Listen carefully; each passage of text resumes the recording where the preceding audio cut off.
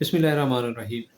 बहुत सारे दोस्त ये क्वेश्चन कर रहे हैं कि यार 60 साल की उम्र में, 40 साल की उम्र में पैसा हमारे किस काम का? जब हम ही ना रहे या लाइफ में सुकून ही ना रहा, पैसा हमारे किस काम का? आइए मैं आज आपको एक और प्लान दिखाता हूँ। इसमें आपने करना क्या है कि हर महीने जब भी आपकी सैलरी आती है, जब भी आप अर्न करते हैं, अगर कारोबार कर रहे हैं, अर्न करते हैं, 10,000 रुपये हर महीने जमा करवा दें।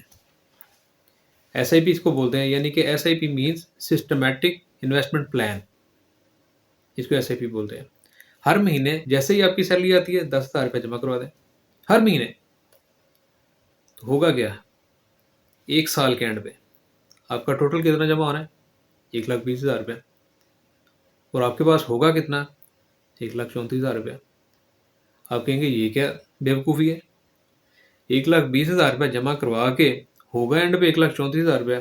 डोंट वरी, डोंट वरी, मैं आपको पूरी कैलकुलेशन के साथ बताऊंगा आज। अब ये कैलकुलेशन है कैसे, वो मैं बताता हूँ। कि जब आपने पहले महीने जमा करवाया 10,000 रुपया, उसके ऊपर अजम्पशन है 21% प्रॉफिट है। अब होगा क्या कि 21% है पर एनम, एक साल का। आप करेंगे क्या, 10,000 रुपया multiply by 21% divided by 12। Simple. कि 21% जो है ये एक पूरे साल का है, हमने कैलकुलेट करना है एक महीने का। तो ये बनेगा एक महीने का 10,000 के ऊपर 175 रुपये। फिर अगले महीने फिर आएंगे, 10,000 रुपये आपने फिर जमा करवा दिया। जो पिछले महीने आपने 10,000 जमा करवाया था, 175 रुपये उसके ऊपर प्रॉफिट, वो बना 10,175 रुपये। वो तो आपके अकाउंट में जमा ही है। अगले महीने 10,000 रुपये आपने और जमा करवा दिया, ये टोटल मिल के हो गया 20,175 रुपये। अब अगले महीने आपका जो कैलकुलेट होना है ना प्रॉफिट, वो 20,175 रुपये पे होना है, 21%।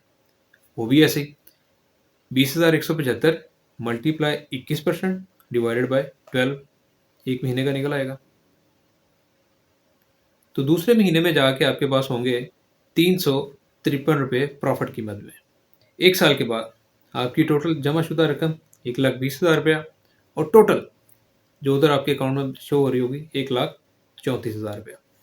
दूसरे साल के एंड पे टोटल जमाशुदा रकम 2,40,000 रुपया, आपके अकाउंट में बैलेंस 3,00,000 रुपया।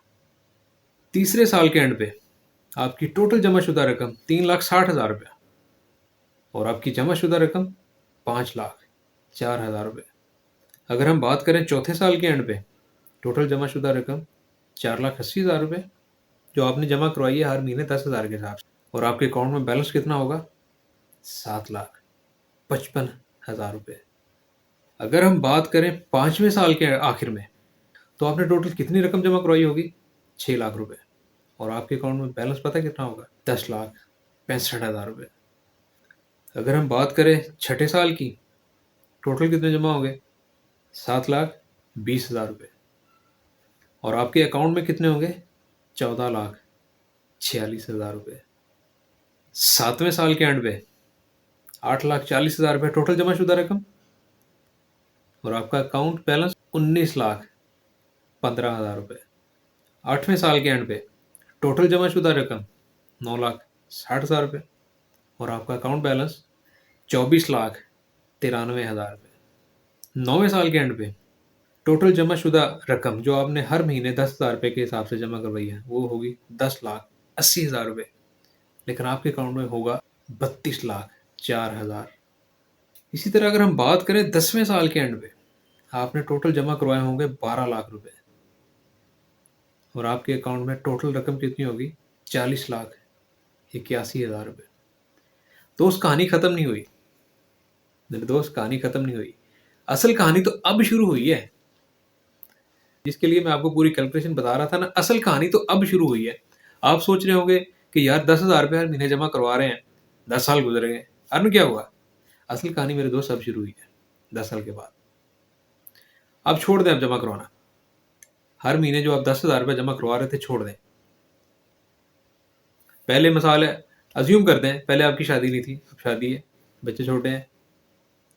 अब आप निकलवाएं पैसे, वो कितने कितने अरसे तक बताता हूं। आप 11वें साल में हर महीने 11वां साल शुरू हो गया, हर महीने आप 50,000 रुपये निकलवाएं। जमा कितना करवाया था? 10,000 रुपये। निकलवाएंगे कितना 10 सालों के बाद? हर महीने 50,000 रुपये। आइए बताता हूँ कैलकुलेशन, हैरान हो जाएंगे। पहले साल के एंड पे यानी कि 11वें साल के एंड पे हर महीने 50,000 निकलवाने के बाद साल के एंड पे 11वें साल के एंड पे आप टोटल रकम निकाल लेंगे 6 लाख रुपया। और 11वें साल के एंड पे आपके अकाउंट में बैलेंस पता कितना होगा? 43,52,000 रुपये। आगे 12वें साल के एंड पे फिर उसी तरीके से आपने हर महीने 50,000 रुपये निकलवा लेना है। यानी कि आपने टोटल 12 लाख रुपए जमा करवाया था, 2 सालों में आपने 50,000 रुपये करके 2 सालों में पैसे निकलवा लिए जो आपने जमा करवाए थे 12 लाख रुपए। यानी कि 12वें साल के एंड पे आपके 12 लाख रुपए निकल आएंगे हर महीने 50,000 के हिसाब से। अब 12वें साल के एंड पे आपके पास कितना बैलेंस होगा? आइए देख, 46,87,000 रुपये। 13वें साल के एंड पे आप निकलवा लेंगे टोटल रकम 18 लाख रुपए।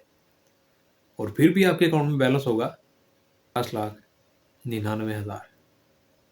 अगर हम बात करें 14वें साल की तो हर महीने 50,000 के हिसाब से आप 24 लाख निकलवा चुके होंगे। तो आपके पास फिर भी पता है कितने पैसे होंगे? 56,06,000 रुपये।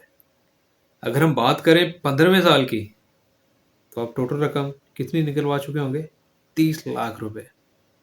और आपका बैलेंस कितना होगा? 62,31,000 रुपये। 16वें साल के एंड पे आपने टोटल रकम निकलवा ली होगी 36 लाख रुपए। फिर भी आपके अकाउंट में बैलेंस होगा 70 लाख रुपए। साल होगा 17वां तो आप 42 लाख रुपए निकलवा चुके होंगे, लेकिन आपका अकाउंट का बैलेंस होगा 80 लाख रुपए।